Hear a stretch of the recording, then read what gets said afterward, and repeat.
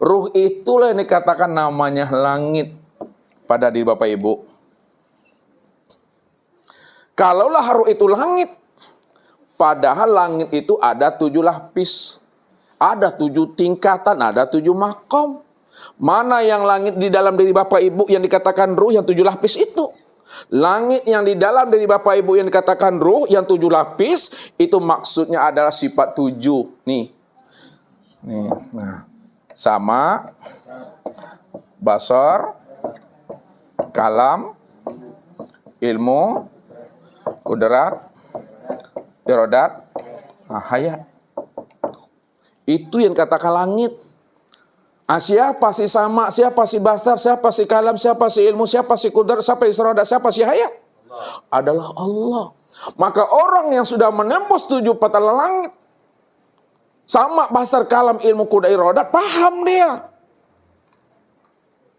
Yang si sama itu Allah, yang si basar itu Allah, yang si hayat Allah. Maka di situ dia telah sampai pada makom Sidratul Muntaha itu. Sudah sampai dia pada makom kesadaran yang tertinggi. Kesadaran Tuhan. Sidrat ini artinya sadar. Nih. Sidrat. Muntaha. Artinya muntaha itu penghabisan, selesai atau puncak. Kesadaran yang tertinggi. Kesadaran yang sudah di puncak. Kalau secara syariat tempat. Pahamilah makna secara hakikat, bukan tempat. Sidratul Muntaha itu adalah kesadaran yang ada pada diri kita. Kesadaran yang tertinggi pada diri.